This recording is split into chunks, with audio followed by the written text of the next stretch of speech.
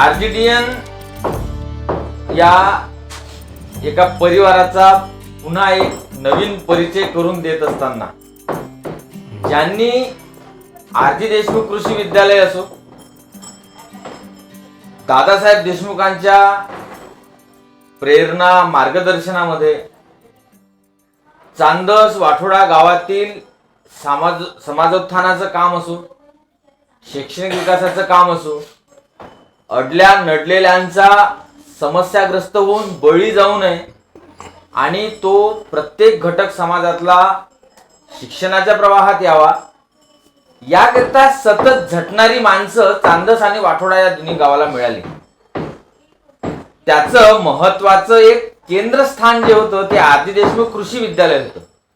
आणि आरजी देशमुख कृषी विद्यालयाच्या माध्यमातून जी मंडळी आपल्याला मिळाली, कारण ज्यांनी ही परंपरा खूप ताकदीनं पुढे नेली किंवा ही परंपरा या पंचकृषीमध्ये गाजली, त्याला अनेक आयाम आहेत. शिक्षण संस्था, विद्यालय, महाविद्यालय हे तर केंद्रस्थान आहेच, परंतु या गावाची संस्कृती टिकून ठेवत असताना, या गावाच्या परंपरा अबाधित राखत असताना, इथले उत्सव आपल्या अनुभवातूनच नव्हे तर आपल्या नजरेखालून निरीक्षण आणि परीक्षण करून इथल्या पिढ्या घडवत असताना ज्या लोकांचे हात, मनगटातली ताकद आणि डोक्यातली ताकद सारखेपणाने या गावाच्या विकासासाठी लागली, इथल्या समाजाच्या उत्थानासाठी लागली, त्यातील एक महत्वाचा बळकट खांदा आज आपल्या सोबत आहे. त्यांचं नाव आहे, त्यांना आपण आरजी देशमुख कृषी विद्यालयाचे माजी प्राचार्य, इंग्रजी आणि मराठीचे विषय शिक्षक, अध्यापक, अनेक भूमिकांमधून स्वतःला पुढे नेत असताना संगीत तज्ञ, नाट्य तज्ञ आणि समाजोपचार तज्ञ किंबहुना ह्या सर्व लेबल्स त्यांच्या मागे लावत असताना त्यांच्यामधला लोकशिक्षक पुढे येतो.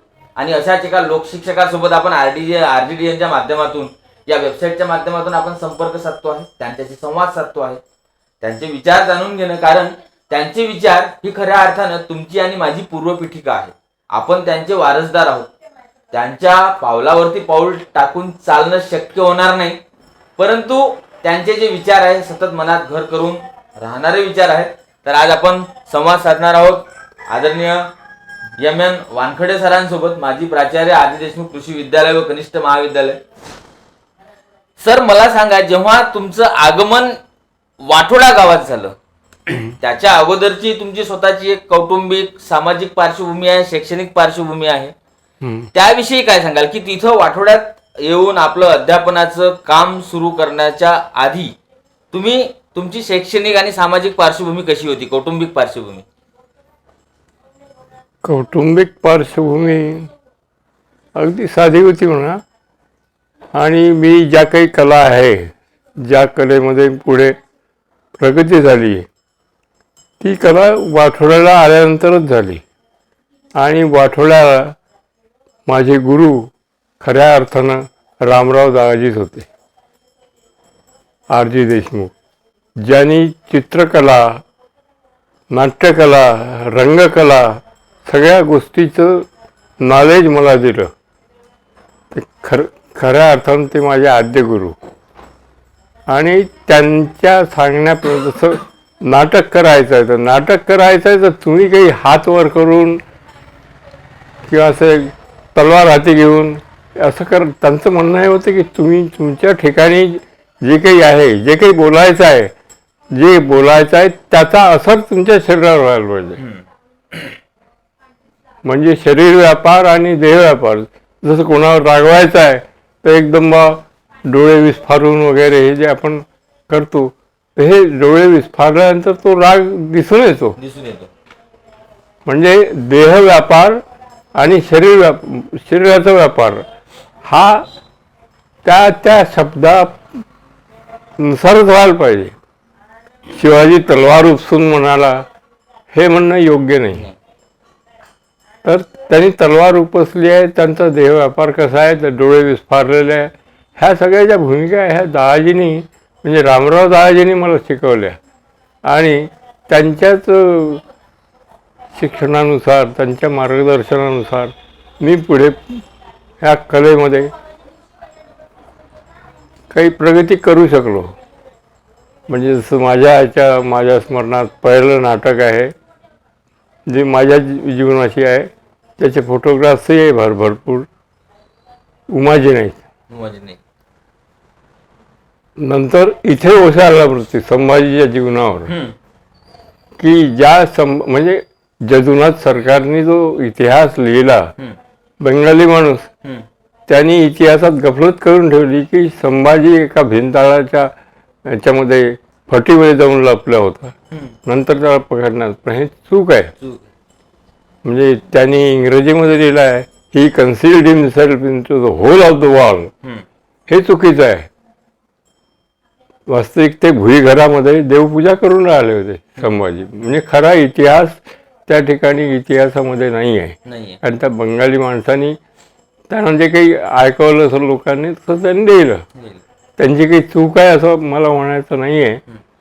पण इथे ओसाळला मृत्यू याची व्याख्या लोकांपर्यंत पोचवणं ह्या नाट्यकलेनं सिद्ध करून दिलं. शक्य झालं.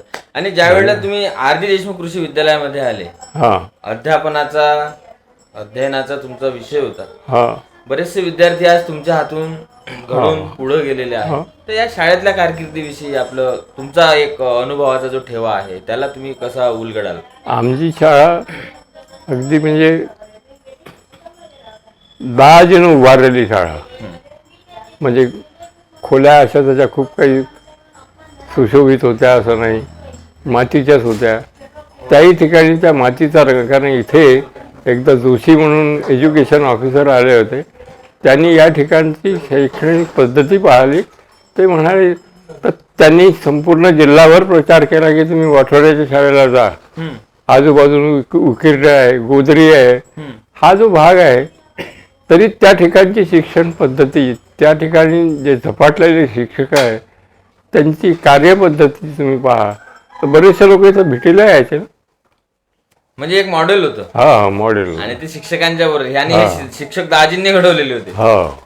तुम्ही एक गोष्ट मोठी यानं गमतीनं सांगता, तुम्ही एक वेळा पगार वाढवून घेण्याकरिता दाजीकडे गेले होते. 5 रुपये पगार वाढवायसाठी आम्ही गेलो. तर म्हणे एवढे झोटे काय वाढवता, तेल कमी लागलं पाहिजे, 5 रुपयासाठी येतं. कारण तो काळ असा होता की 70 रुपये तोळा सोनं होतं. आणि तेव्हा आम्हाला 70 रुपये पगार मिळायचा. म्हणजे दाजीचं म्हणणं हे होतं की भरपूर मिळते आणि तुम्हाला कशाला 5 रुपये वाढवायला सांगता. आणि आमची रवानगी करायची. कारण 45% ग्रँट ही गव्हर्नमेंट द्यायची, वरचे पैसे दाजी भरायचे. म्हणजे आमचा 70 रुपये पगार असेल तर वरचे पैसे दाजी भरायचे. म्हणजे स्वतः ते दातृत्व दाजींमध्ये तुम्ही अनुभवलेला आहे. अनुभवलं. आणि दाजींकडे जो एक वाचनालयाचा ठेवा होता, तर त्याचे रीडर तुम्ही होते. तर त्याच्या संबंधात जवळजवळ 1000-1500 पुस्तकं असतील त्या संग्रहालयात. दाजीचं जे वाचनालय होतं त्या वाचनालयातून चांगले मोठे मोठे ग्रंथ होते. ते सगळे विस्कळीत झाले. मोठे मोठे ग्रंथ होते. कारण दाजीचा शौक होता की अमरावतीला गेले की नवीन ग्रंथ ते आणायचे, 10-20 पुस्तकं घेऊन यायचे आणि आम्हाला सांगायचे की तुम्ही हे वाचाल तर तुमच्यात प्रगती होईल. हे दाजीचं म्हणजे शिक्षण होतं हे. आणि दाजी समोर जाणं म्हणजे एका भव्य माणसाच्या समोर जाणं, त्यांच्या पाया लागणं म्हणजे मोठा आनंद व्हायचा. कारण ते व्यक्तिमत्वच काही वेगळं होतं. खरोखर या ग्रामासाठी ते व्यक्तिमत्व खऱ्या अर्थानं राम होतं. त्यांचं नावही रामरावच होतं आणि त्यांच्या वडिलाचं नावही गणपतराव होतं. आणि इतकं भव्य दिव्य व्यक्तिमत्व या गावाला मिळालं. ते श्रीमंत होते हा भाग वेगळा, पण त्यांनी जे काही घडवलं, दंडारी घडवल्या या ठिकाणी. त्या दंडारीतून त्यांनी बरेचसे कवी तयार केले. अमृतराव भुजाडे, शाहीर एक पंढरीनाथ देशमुख, हम्म. या मधुकरचे वडील, वडील. हे सगळे शाहीर, पंजाबराव उपासे, म्हणजे यांना कवित्व या कलेतून मिळालं हम्म. आणि सुंदर काव्य करायचे. आता आपण एक- पुन्हा या मुद्द्यावरून पुन्हा जी नाट्य संस्कृती या गावाची जी जडणघडण आहे त्याच्यामध्ये तुमचा राबता जास्त राहिलेला आहे नाट्य क्षेत्रामध्ये, कला क्षेत्रामध्ये. आणि त्या ठिकाणी काम करत असताना उमाजी नाईक सारखा मोठा प्रयोग तुम्ही केला, त्याचे 2-2 प्रयोग त्या काळी झाले आणि कंदिलाच्या उजेडावर तुम्ही काम केलेलं आहे. त्यावेळेचे म्हणजे साधनाचा अभाव असताना प्रबोधनाचा मात्र एक विडा उचलला होता. तर त्याच्याविषयी पिरोपिटिका किंवा त्याची पार्श्वभूमी कशी होती? तो काळ असा होता, संपूर्ण खर्च बाबासाहेब देशमुख हम्म. हे सांभाळायचे. जसं पलीकडे इथे वशाला मृत्यू नाटक केलं आम्ही, किंवा अपराध मीच केलं हे नाटक केलं, याची संपूर्ण खर्च करण्याची सवलत यांनी लक्ष्मीकांत चोबितकरांनी केली.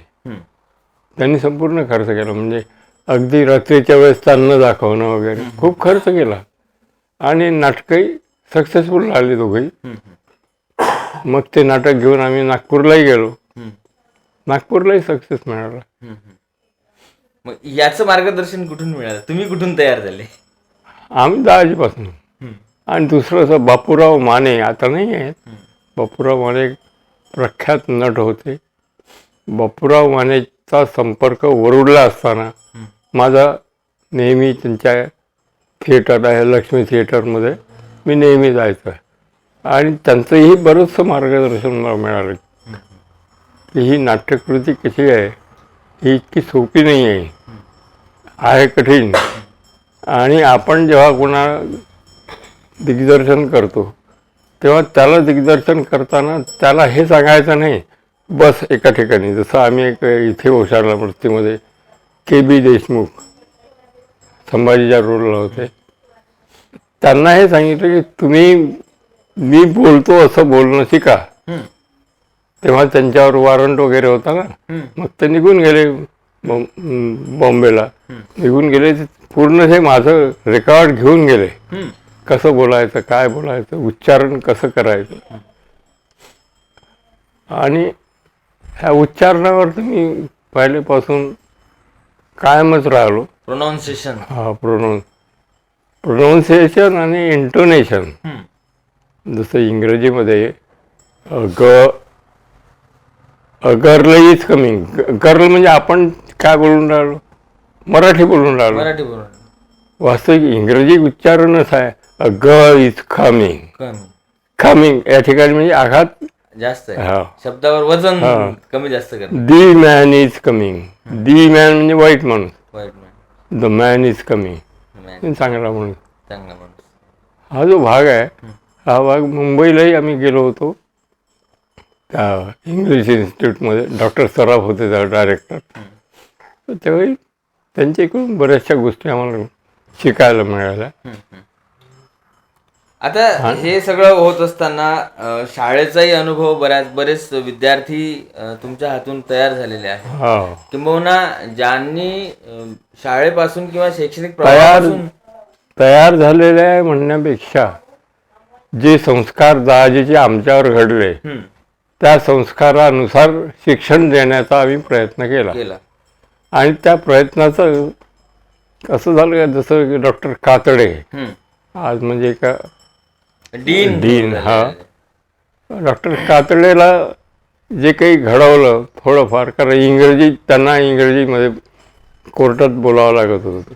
माझे सगळे ग्रामरचे पुस्तकं त्यांना देऊन दिले मी. पहा करेक्ट इंग्लिश कसं बोललं पाहिजे. आणि आजही त्यांची श्रद्धा आहे, येतात भेटीला. बरेच विद्यार्थी भेटीला अजूनही येतात. तो हा आहे, तो फॉरेनला जाऊन वगैरे त्याचं लेक्चर होते. हा शरद गेडाम.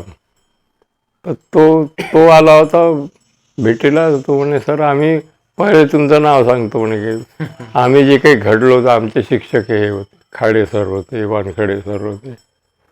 म्हणजे असं आहे आत्तू वानखडे, विजय वानखडे, दीपक वानखडे. हा दीपक. तो येऊन गेला. तो म्हण सर तुमच्या संस्कारामुळं आम्ही इतक्या हायर पोस्टवर जाऊन पोचलो, हायेस्ट पोस्टवर. हायएस्ट पोस्टवर जाऊन पोहोचले. आणखी जे गावामधील जे आपल्या सांस्कृतिक जे एक ठेवा आहे याला हम्म. तुम्ही तुमच्या डोळ्याखालून घातलेला आहे. हे सर्व आताच्या ज्या पिढ्या आहेत, किंबहुना जी पिढी आज 40च्या घरामध्ये ती तुमची पिढी आहे, तुम्हाला अनुभवलेली पिढी आहे, त्याच्याबद्दल वाद नाही. परंतु येणाऱ्या ज्या पिढ्या आहेत की जी एकच ट्रॅक पकडून किंवा वाचन संस्कृतीपासून बरेचसे मंडळी दूर जाताना दिसतात, त्यांना आवाहन करणं गरजेचं आहे. तर या जगामध्येही सक्सेस होताना जुनं ते सोनं हे नातं वापरून त्यांना काय सांगू शकतो आपण? म्हणजे आमची जी काही संस्कृती राहिली त्या संस्कृती जे काही संस्कार आम्ही त्या काळात घडवले त्या संस्कारांचा ठेवा आता काही राहिला नाही. म्हणजे आता कसं आहे की शिक्षकाप्रती पाहिजे तेवढी सहानुभूती राहिलेली नाही विद्यार्थ्यांमध्ये. हे तुम्हाला मान्य करावं लागेल. अरे तो त्याचा पिरियड आहे, याचा पिरियड, म्हणजे हा जो संस्कृती होती सुरुवातीची की आम्ही रस्त्यानं दिसलो तर पोरं रस्ता सोडून द्यायचे. आता तर काही नाही. शिक्षक त्याचा पिरियड आहे, याचा पिरियड आहे, एकेरी भाषा. म्हणजे हा जो भाग आहे याला कारणीभूत शिक्षक लोकही आहे. आणि वाढलेला पगार हाही एक महत्वाचा भाग. चांदसला सोन्या मनाची जोडी होती, मनोहर देशमुख आणि अशोक कनाटे यांचा आतंक होता चांदसमध्ये. कास्तकारांवरही होता, लोकांवरही होता.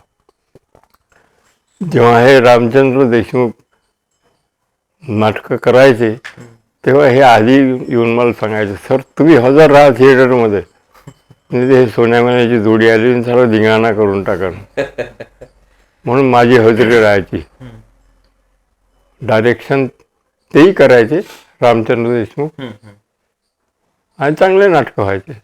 आणि त्या काळात एक एक महत्वाची भूमिका होती, खूप काही शिकलेले लोकच काही नाटकात काम करायचे असं नाही. जसं वसंत गावंडे वारला म्हणतो, हा म्हणजे अशिक्षित पोरगा पण चांगली भूमिका केली होती. म्हणजे अशा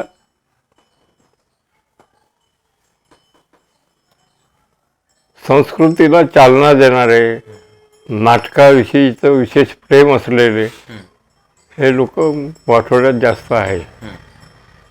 म्हणजे आताही सिनेमापेक्षा नाटक जर असलं तर पब्लिक जास्त वाठोड्याची जास्त असतो. हा.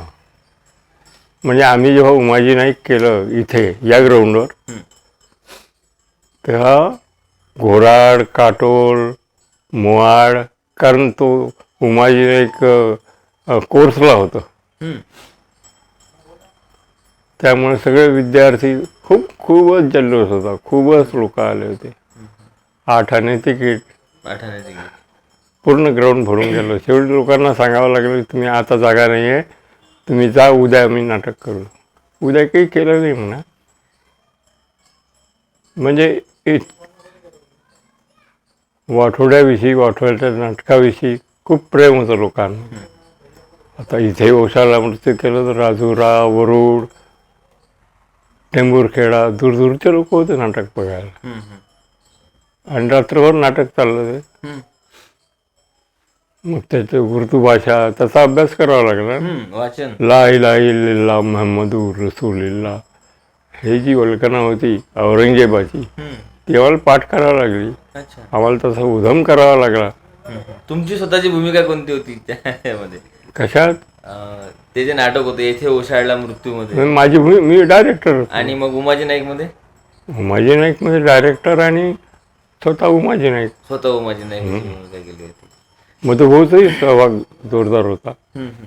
कारण पहिल्या याच्यात मधुभाऊ होते, आपले कॅप्टन मॅकिंटॉश खाडे सर होते. मग दुसरा जो प्रयोग वरुडला झाला टॉकीजमध्ये, त्याच्यामध्ये कॅप्टन मॅकिंटॉश आर.व्ही. कुलकर्णी म्हणून होते नागपूरचे. खाडे सर नव्हते मग, नाही म्हणाले ते. कारण आता एक प्रसंग तुम्हाला सांगतो, तुम्ही आरामानं बोला आणि तुम्ही नाटक करतो पण नाही तर नाटकातून उठून पडतो, खाडे सरचं म्हणणं. कोणाला? म्हणजे उमाजी नाईक जोरानं बोले की नाही, हो. त्याच्यामुळे ह्याच्या लवर कापे खाडे बोलतात. त्यांनी शेवटी मला सांगितलं की तुम्ही आरामानं बोला, तुम्ही नाटकात काम करतो नाही तर निघून जातो घरी. चांगला असेही अनुभव त्यावेळेचे हो. होते. दुसरा अनुभव असा को यादव ढोक रायफलमॅन होता, कॅप्टन मॅकिंटॉश होता, आणि हा गावंडे तोही वारला पण लाईनमॅन होता. हे दोघे रायफलमॅन, यांच्या बंदुका उलट्या. अबे हे कसं करून राहिले, मलाच शेवटी सूचना करावं लागली, हे बंदुका उलट्या कर, ते लवर कापे. मग त्या ओरडण्यामुळं त्यांना असं ते भूमिकेत रममान झाल्यानंतर, त्या भूमिकेशी एकरूप झाल्यानंतर. उमाजी नाईक मधले बऱ्याच लोकांना अजूनही आठवणी आहेत. त्याच्यानंतरही नाट्य परंपरा बऱ्याच लोकांनी आपल्या गावात चालू ठेवली. नाही, रामचंद्र देशमुख त्यांनी बरेच नाटक केले. मग आता पुन्हा आपण जर तुम्ही ज्या वेळेला शाळेतली जी कारकीर्द होती, शाळेत काम करत असताना त्यावेळेला शिस्त हा शब्द उच्चारावा लागत नव्हता, ती प्रत्येकामध्ये रुजलेली होती. अगदी खरं. आणि त्याच्यामुळे ते जे शिस्तीत वातावरण होतं, आता माझाही किंबहुना स्वतःचा तो अनुभव आहे तुमच्या याच्यात शिकत असताना, तर ही जी शिस्त होती किंवा ही अदृश्य रूपात ती शिस्त त्या ठिकाणी दिसत होती, तर ही राबवत असताना ते एक स्किल होतं, ते एक कौशल्य होतं की शिक्षकांपासून ते शेवटल्या विद्यार्थ्यापर्यंत ते शिस्त राबवणं, हे कसं काय शक्य केलं तुम्ही? आता याला आम्ही शिस्तप्रिय होतो, हेच एक त्याचं कारण आहे. का आम्हाला अजिबात हे असं दंगा मस्ती त्या ठिकाणी करणं आवडत नव्हतं, किंवा अशा प्रकारचा जर कोणी असेल ॲक्टर तर त्याला आम्ही बायकॉट करून टाकू. आणि आता तुम्हाला सांगायचं म्हणजे हा इतकं जेव्हा एका नाचणाऱ्या माणसाची भूमिका गुणवंत डॉक्टर होता, गुणवंत भांजी देशमुख, आजही त्याच्यात तीच लकब आहे नाचाची. म्हणजे अशी. आणि मला या गावात जे काही स्वयंपाकी होते त्यांनी त्या काळात मला काहीतरी 50 रुपये बक्षीस केलं होतं की तुम्ही कसा घडवला वाया. म्हणजे आणि हे सगळं जे काही घडलं हे दादाजीच्या कृपेनं घडलं. आणि आम्ही जो पहिल्यांदा प्रयत्न केला सिनेसृष्टीत जाण्याचा, तो हाणून पाडला घरच्या लोकांनी. ही 56ची घटना आहे. म्हणजे सिलेक्शन वगैरे झालं होतं, पण इथे हा जो आनंद मिळाला की आज मिळतो आहे, हा आनंद त्या करोडो रुपयात मिळाला नसतो. तुमचं सिनेमात सिलेक्शन झालं होतं, तुमचं पत्र तुमच्या घरी आलं होतं, काय अनुभव आहे त्याचा? अनुभव काय, पत्र म्हणजे आम्ही घरी नव्हतो, मी आणि व्ही.जी. कळमकर, पोलीस स्टेशन समोरची बिल्डिंग ज्याची आहे पिढी कन्याशाळेला लागून, दोघांनी अर्ज भरले. तोही चांगला कलाकार होता. आलं ते सिलेक्शन तिकीट सहित. अनायसे दोघंही आम्ही बाहेर असताना घरी गेले पोस्टमन, ते रजिस्टर सोडवलं आमच्या वडिलांनी. आणि त्यांना जेव्हा कळलं की पोट्टे बळे गेले आता ॲक्च्युअली चपलीनं मारलं. म्हणजे हे कोणती संस्कृती आणली बा सिनेमात जाण्याची. तुम्ही अजूनही सिनेमा निर्मिती मंडळाचे सदस्य आहे आजही. तो कसा काय योग आला? हो,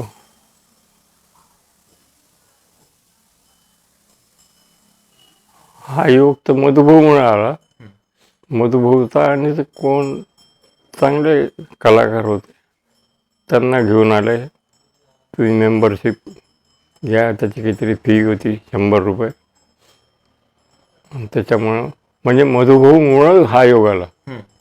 कारण मी असं चौकस नव्हतो की काय कोण कुठं आहे काय आहे, कोण येते आहे कोण जाते आहे. मधुभाऊ या बाबतीत मोठे पर्टिक्युलर होते हम्म. आणि तेच मला इंट्रोड्यूस करायचे प्रत्येक ठिकाणी. म्हणजे आता दुसरं एक तुम्हाला सांगायचं म्हणजे लाल बंगला नाही काय ह्या पांडुरंग चौकीत, हम्म. तिथे आम्ही जस्टिस पुष्पा म्हणून सिरियल तयार केली. हम्म. काही खर्चही केला, हम्म. 1,00,000-1,50,000 खर्च झाला असेल. त्याच्यामध्ये पांडव होते, मंडी हाऊसला गेले, ते मग तुमची सिरियल आम्ही लावून देतो हम्म. पण 3,00,000 चालेल.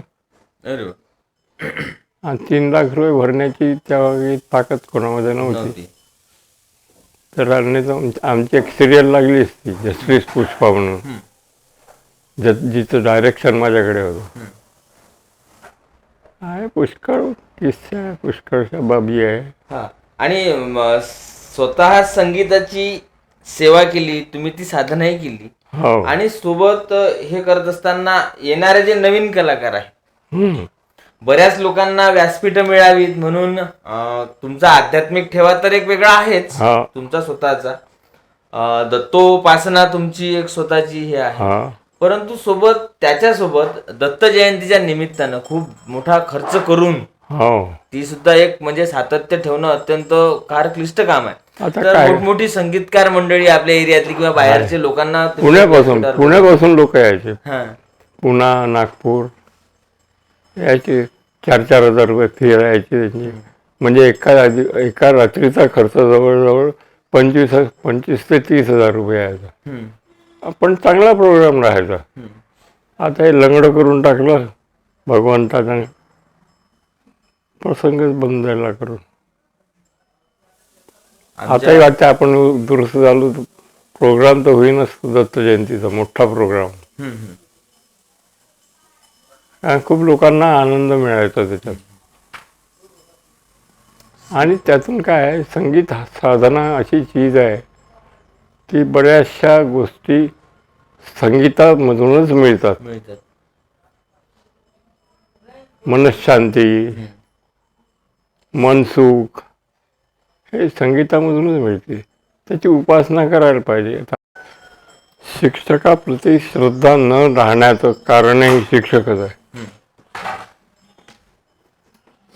कारण तुम्ही मार फॅशन करा, यू करा, जीव करा, जायचं तंबाखाची पुडी घेऊन ये, सिगरेट घेऊन ये, पान घेऊन ये, ह्या ज्या बाबी आहे ह्या बरोबर नाही आहे. शिक्षकांनी शिक्षकाप्रमाणेच राहायला पाहिजे. आम्हाला तंबाखू खायची सवय होती, पहिले गुराळा करून मग क्लासमध्ये जाऊ आम्ही, हम्म. आणि ते बरोबर नाही बा. आणि यानंतरच्या जे आता येणारे जे नवीन विद्यार्थी पिढ्या आहेत त्यांना आपण आता सरतेशेवटी काय आवाहन करू शकतो? विद्यार्थ्यांनी कसं आपलं करिअर पुढचं घडवायला पाहिजे? कोणते कोणते जे क्षेत्र आहेत, कला क्षेत्र आहे, आणि इंजिनिअरिंग, डॉक्टर, हे सगळेच एवढेच क्षेत्र नाही आहे, कला क्षेत्र सुद्धा खूप वास्ट आहे. आणि जी आपली परंपरा आहे त्या परंपरेला धरून विद्यार्थ्यांनी कसं पुढे जायला पाहिजे? विद्यार्थ्यांनी पुढे जायला खऱ्या अर्थानं आता शिक्षकाचीच चूक आहे. माझा आरोप आहे शिक्षकावर. शिक्षक बरोबर काही शिकवले जात नाही, आणि त्याचं कारण आहे भरपूर पगार. म्हणजे त्या मुलावरती संस्कार चांगले व्हायला पाहिजे, त्याची चांगल्या तऱ्हेने प्रगती व्हायला पाहिजे, ही बाब नाही आहे शिक्षकाच्या डोक्यात. म्हणजे हा विद्यार्थी बा पुढे चांगला नाव कमावेल, चांगली डिग्री कमावेल, ही भूमिका शिक्षकांमध्ये नाही आहे. म्हणजे माझा आरोप विद्यार्थ्यांपेक्षा शिक्षकावरच जास्त आहे. म्हणजे तुम्ही आत्मीयता विद्यार्थ्यांप्रती अजिबात नाही आहे. जसं रुजू होता अर्जुन, म्हणून भगवान कृष्णानं त्याला सगळं काही दिलं.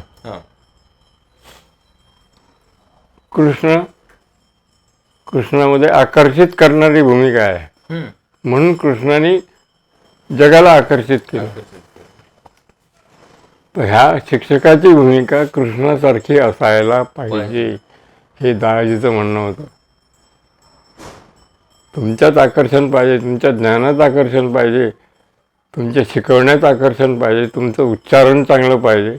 तुम्ही चांगला उच्चार करा तर पोरं चांगला उच्चार करतील. करते. ही दादाजीची शिकवण खरोखर एक महान व्यक्तिमत्व होऊन गेलं. आणि केवढी आवड. वरुडचं हायस्कूल त्यांनीच निर्माण केलं आहे. आता पाहता की त्या वरुडच्या हायस्कूलमध्ये नामोनिशाण नाही. दादाजीचाही फोटो आहे का नाही कॉलेजमध्ये. हो, न्यू इंग्लिश कॉलेज. हां. म्हणजे वरुड. आणि काय काही भूमिका अशा, एक भूमिका मी बोंगीरवार म्हणून व्हाईस चान्सलर होते PKVचे. त्यांच्याशी माझा संपर्क आला. म्हटलं बा मग आमच्या गावाला आहे 100 एकराच्या वर जागा आहे मंदिरची, हम आते देखणे. मग मी दादांना म्हटलं, बाबासाहेबांना, की हे लोक येऊन राहिले, त्यांना जमीन दाखवू आपण. ठीक आहे म्हणे. पाहिली जमीन. ते म्हणे मग ठीक आहे, मी घेतो आणि एक युनिट त्या ठिकाणी सुरू करतो PKVचं. तर काय काही लोकांनी जायला सांगितलं, मग आपले लोक घेणार नाही, आपल्या लोकांना कोणी मोजणार नाही, जमीन चालली जाईल. अरे बायकोला बोंगीरवार साहेब वापस, LN बोंगीरवार. त्यांचा माझा परिचय म्हणजे मी आधी नोकरीला होतो ना पाठक साहेबाच्या अंडरमध्ये. पाठक साहेबाचा रीडर होतो मी. अच्छा. वरुडला. म्हणजे इथे येण्याच्या आधी 1 वर्ष नोकरी मी गव्हर्मेंट सर्व्हिसमध्ये केली. रीडरच होतो त्यांचा पाठकचा. आणि मला थोडंफार पेटीचं परफेक्ट नॉलेज पाठक साहेबांनीच दिलं. कारण त्यांची मिसेस नाट्यप्रिय होती. तिचं नाटक होतं, तिच्या नाटकात बासरी वाजवण्याचं काम मी केलं. त्यामुळं पाठक साहेबांची म्हणजे मेहरबानी होती. तू ये म्हणे, बासरी काय वाजवतो, पेटी हार्मोनियम पाय म्हणे. ते शिकवायचे. कलेक्शन आहे हे सगळं. आजच्या जमान्यात याचा काहीही उपयोग नाही. कारण ह्या मोबाईल आहे, TV आहे, यांनी सगळं वैकून ठेवून दिलं. तुम्ही जे काही कार्य करून राहिले खरोखरच एक अप्रतिम कार्य. अप्रतिम म्हणण्यापेक्षाही हे एक गावाच्या अभ्युदयासाठी गावात झालेल्या ज्या काही कला असतील त्यांचं प्रदर्शन करणं किंवा त्यांच्या त्या कलेविषयी माहिती देणं जगाला, हे फार महत्त्वाचं कार्य तुम्ही हाती घेतलेलं आहे. आणि तुम्हाला माझे पूर्ण आशीर्वाद आहे. कुठलीही काही मदत लागली तर मी द्यायला तयार. विद्यार्थ्यांनी क्षणिक भावविश्वामध्ये हरवून न जाता, जरी आपण डिजिटलायझेशनच्या युगात वावरत आहोत तरी ज्या गोष्टी जुन्या आहेत, आज जो हार्मोनियम आपण मोबाईलवरती ऐकतो आहे, हा हार्मोनियम कुणीतरी जुन्या काळात शोधून काढला आहे आणि जुन्याच माणसानं तो चालवला आहे. स्वर तेच आहे.